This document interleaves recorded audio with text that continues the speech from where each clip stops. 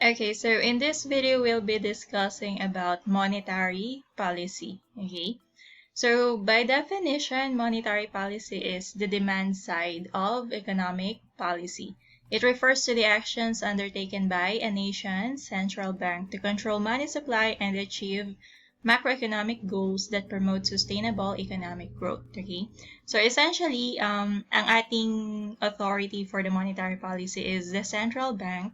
Dito sa Pilipinas, we have the Bangko Sentral ng Pilipinas, and we have the Monetary Board. They are the ones implementing the monetary policy.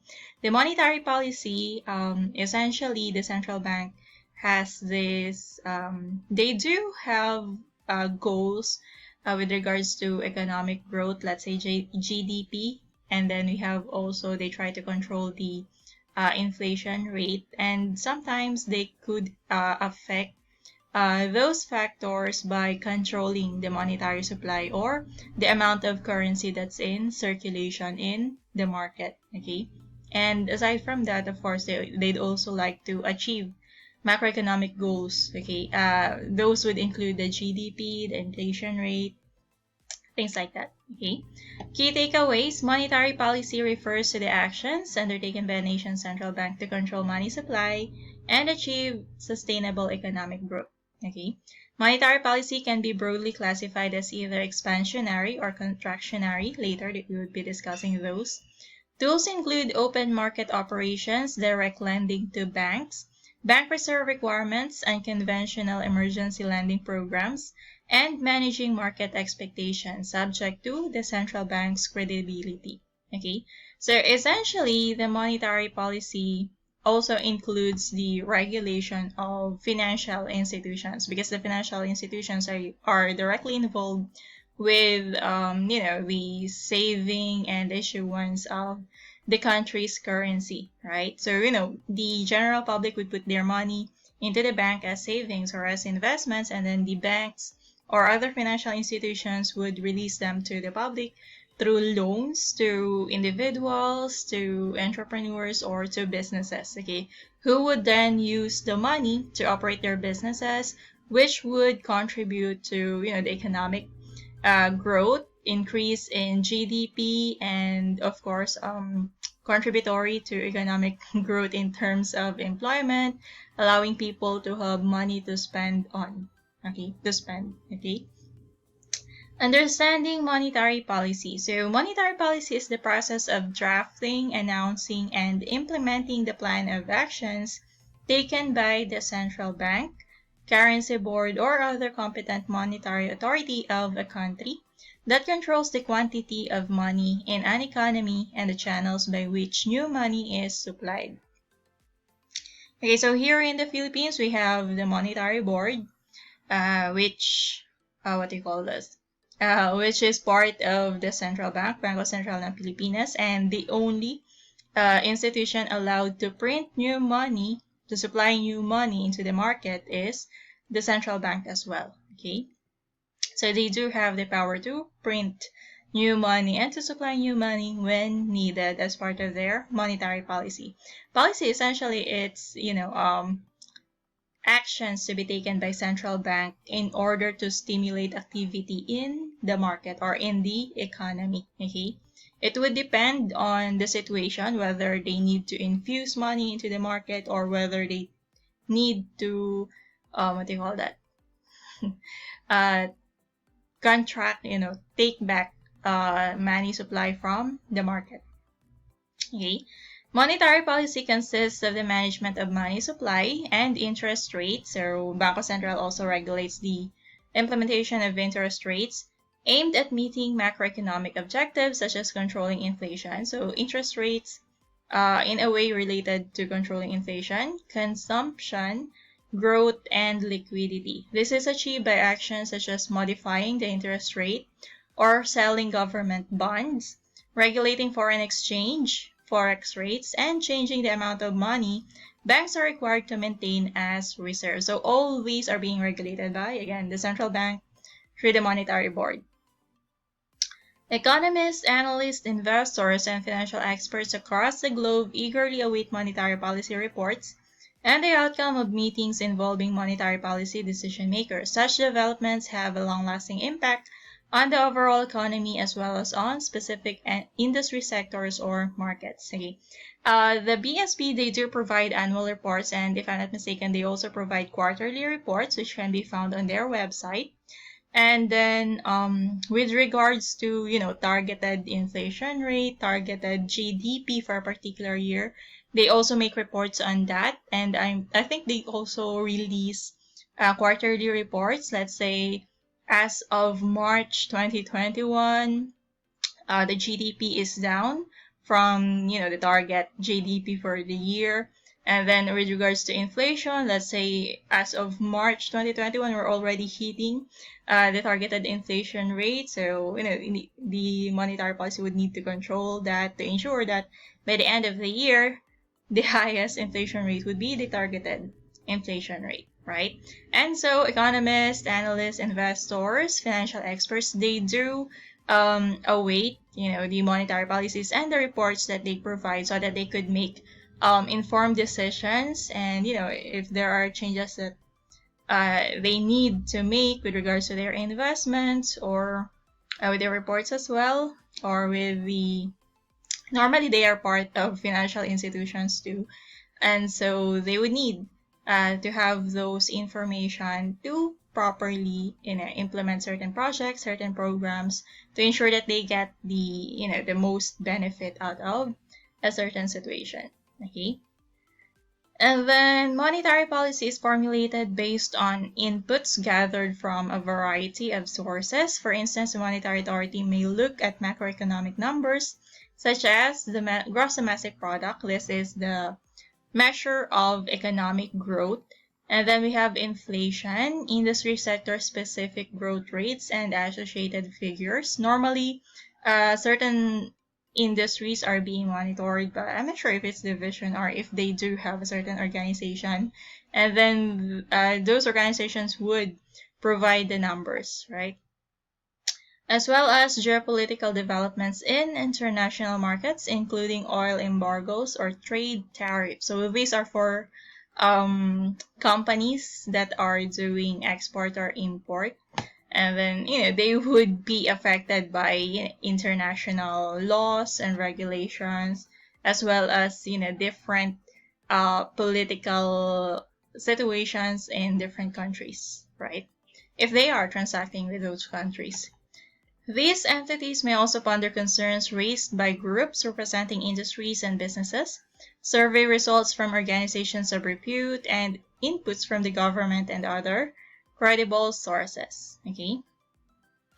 Monetary policy requirements. So monetary authorities are typically given policy mandates to achieve a stable rise in GDP, keep unemployment low, and maintain foreign exchange and inflation rates in a predictable range. Okay, so we've been mentioning GDP and inflation earlier. So apparently these are also included. Keep unemployment low.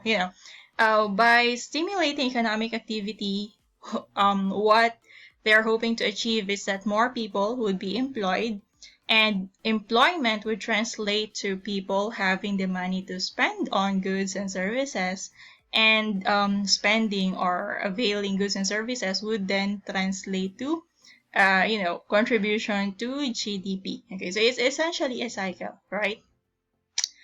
Businesses would pay their workers, and then the workers would represent the household, and then the household would spend the money, and that money would redound back to the businesses, because the household or the employees would buy the goods and services from other businesses as well. So it's just a cycle, right? And normally, what do you call that? There's the so-called multiplier, right? That how many times in a year the money circulates in the economy, then that would also contribute to the GDP, right? Important. Monetary policy can be used in combination with or as an alternative to fiscal policy. Normally, monetary policy is the first one being implemented, and only if the monetary policy cannot control cannot help in contributing to or impacting the GDP, unemployment, inflation, forex rate, interest rates, then it should be complemented with fiscal policy. And then in fiscal policy, it uses taxes, essentially introduction of new tax rules or tax laws, government borrowing and spending to manage the economy. Okay, but of course the government would have their own transactions, so essentially that would also be part of the fiscal policy because our government does borrow money continuously and of course paying those back. And then spending to manage the economy, there are a lot of government projects, and government projects would mean that money is going into the economy, right? When they create those projects, then they would need to buy the materials, they would need to hire contractors, they would need to employ workers to do the job. So by releasing the money into the market, into the economy, so that's also infusion of money or currency in the market. The Federal Reserve Bank is in charge of monetary policy in the United States, BSP in the Philippines, commonly referred to as a dual mandate to achieve maximum employment while keeping inflation in check. Essentially, it's the same for the Philippines. I think it's the same as well in other countries. Simply put, it is the Fed's responsibility to balance economic growth and inflation. Yes. In addition, it aims to keep long-term interest rates relatively low. Its core role is to be the lender of last resort. We've studied this in banking and financial institutions. Essentially, what it means is that if a financial institution, especially banks, are struggling financially, then the central bank would have to lend them money so that they could continue their operations and, of course, assist them as well by providing consultancy, advisorship, to ensure that they would be able to survive so that, it would not affect a lot of people. Essentially, it would affect, the workers of that financial institution, the depositors, those people who put their money into that particular financial institution, and then, of course, transactions with other financial institutions and other people who have borrowed money from the bank. Okay, essentially, when a financial institution is in trouble, it might mean impacting a lot of people, so they don't want that to happen, so they have to be the lender of last resort, providing banks with liquidity and regulatory scrutiny in order to prevent them from failing and panic spreading in the financial services sector. Actually, the BSP, the central bank, does monitor banks and other financial institutions, but most especially banks. And then whenever there is a particular bank that's having trouble, they would release reports, but they would never name the particular institution, because naming the particular financial institution, in a way, is understandable because that might create more trouble for them. The depositors would probably, just withdraw their money, in which case it would be detrimental for that particular financial institution. But on the part of the depositors, if that particular bank fails, then it would be in trouble for them, right? But still, they're looking at, the bigger picture. So they're trying to protect the financial institution as a whole and not the individual interest of the depositors or the investors. Okay? What's this? This is in the US. They announced that they will no longer raise interest rates due to unemployment falling below a certain level if inflation remains low. It also changed its inflation target to an average, allowing prices to rise somewhat above its 2% target to make up for periods when it was below 2%. Types of monetary policy. So we have two, expansionary and contractionary. So expansionary, if a country is facing high unemployment rate during a slowdown or a recession, the monetary authority can opt for an expansionary policy aimed at increasing economic growth and expanding economic activity. That's why it's called expansionary. As a part of expansionary monetary policy, the monetary authority often lowers interest rates through various measures. Why do you have to lower the interest rates? When the interest rate is low, then people are, encouraged to borrow from financial institutions because the interest rates that you have to pay is low, right? When you're a borrower, what you want is for the interest rate to be lower. So what they do is they lower the interest rates. That would encourage people to, individuals, groups, and businesses to borrow money from the bank. And so they would have the fund to operate to the business and essentially to stimulate further economic activity, right? Serving to promote spending and make money saving relatively unfavorable, okay?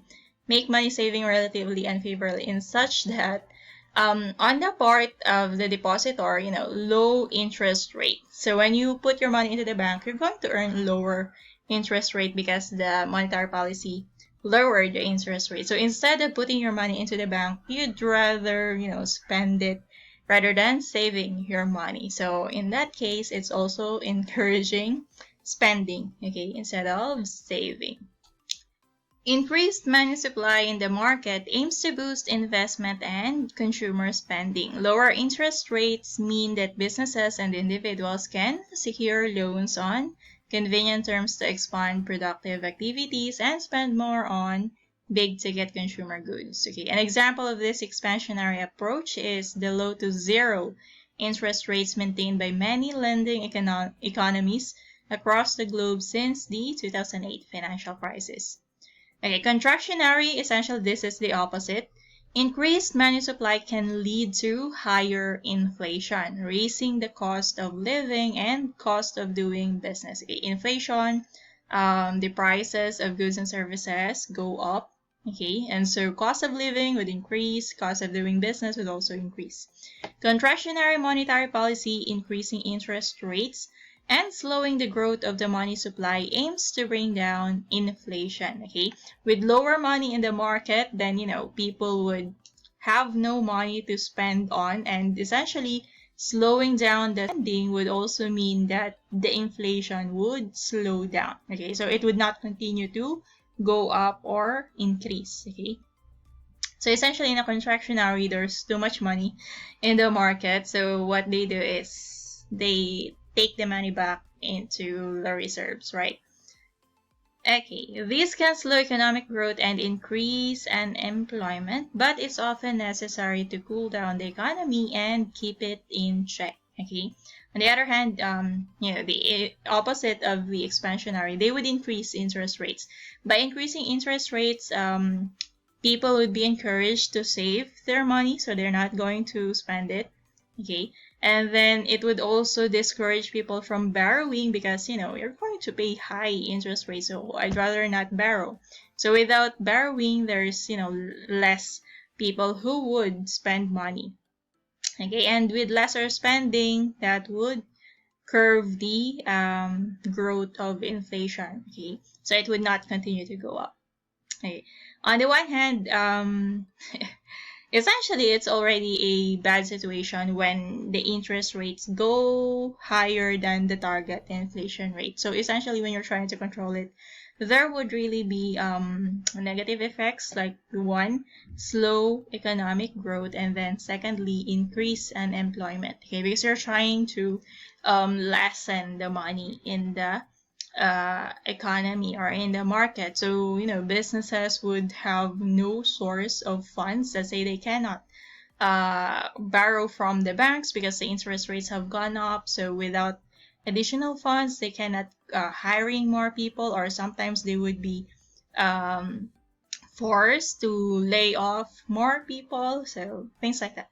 It could increase unemployment. Okay.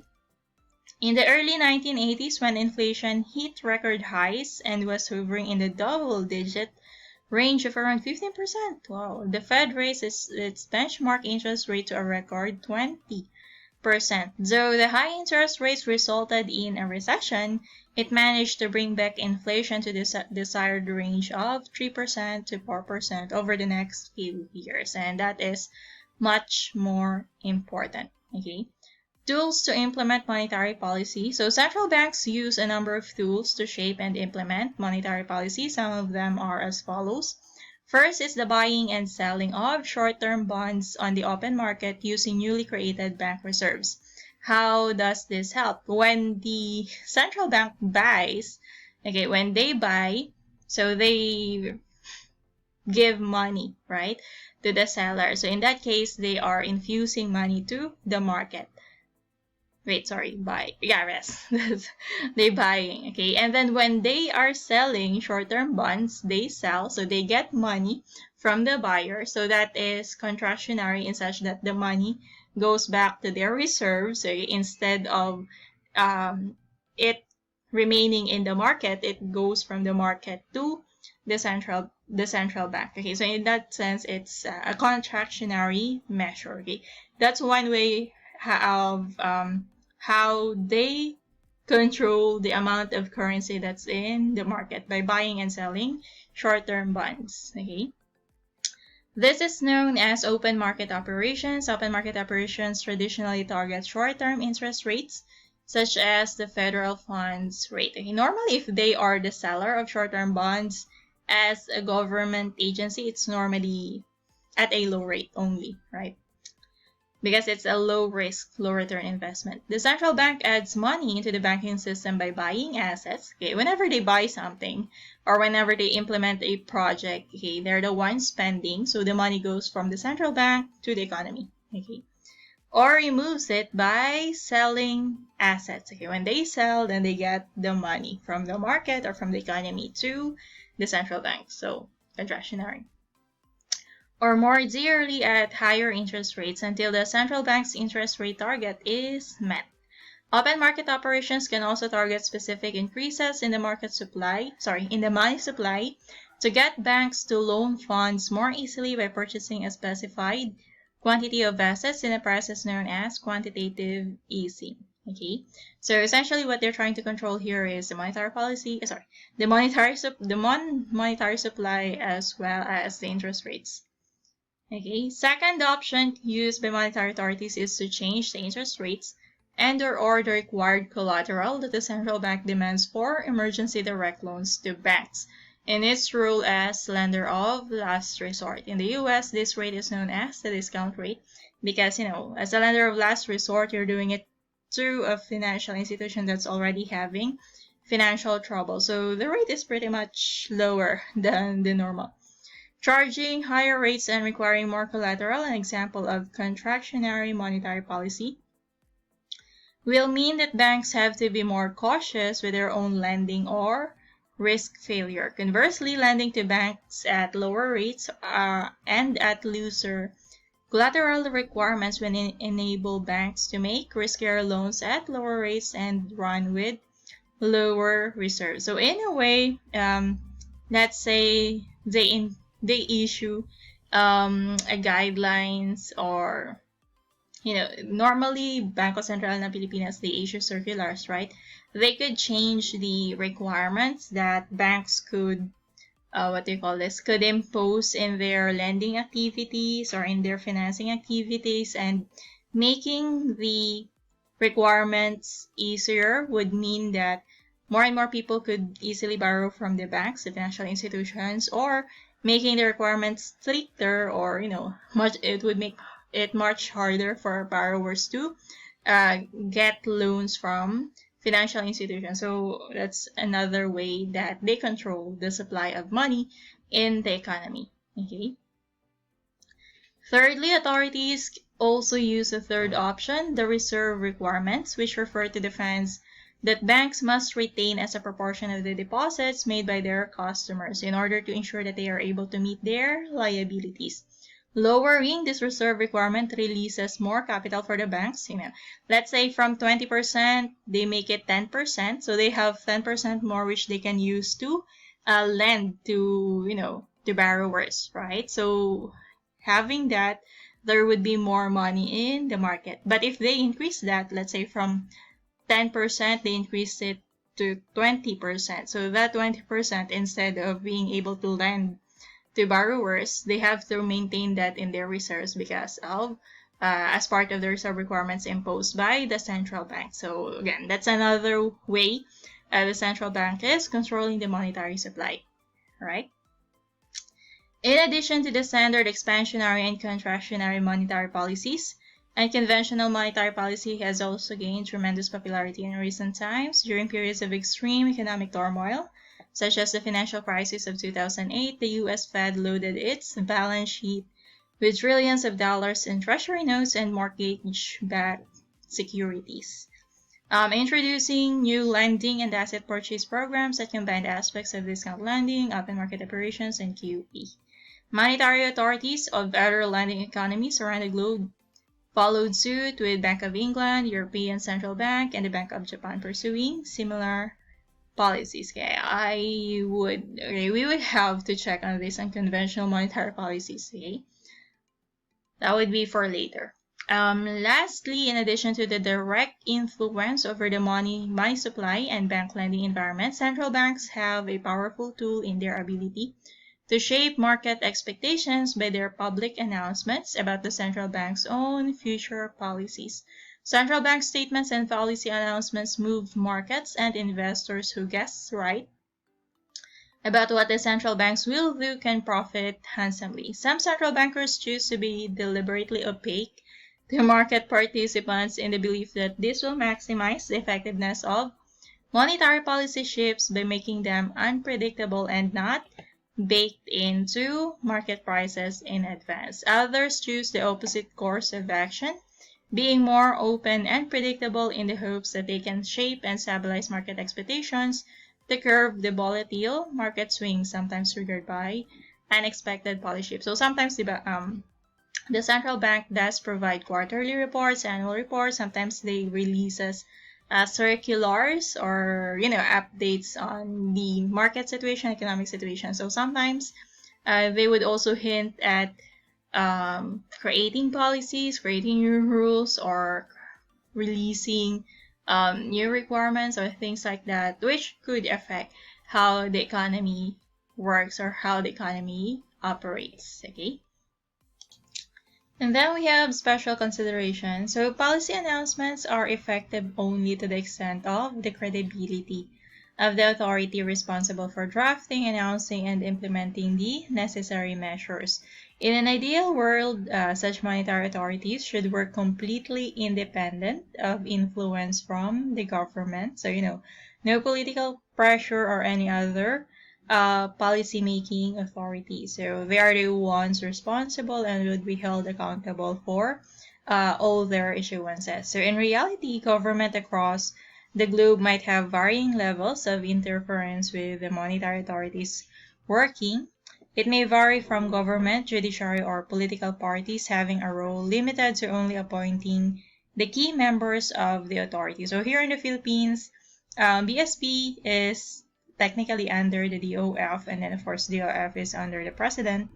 And I think members of the monetary board, or at least the chairman, is an appointed member by the president. Alternatively, it could extend to forcing them to announce populist measures, say for example, to influence an approaching election. So thankfully, I don't think that's the case here in the Philippines, right? If a central bank announces a particular policy to put curbs on increasing inflation, the inflation may continue to remain high if the common public has no or little trust in the authority. While making investment decisions based on the announced monetary policy, one should also consider the credibility of the authorities. So take, for example, the movie Default, wherein essentially the issuances or the statements made by the Monetary Board or the Ministry of Finance were not in any way reflective of the actual situation, so they are not credible. And so there would be people who did believe them, and yet there are also certain groups, certain individuals who did not, and still made decisions based on what they know, what they have observed, and so some of them are not, duped or deceived by the authority statements. So the same with us.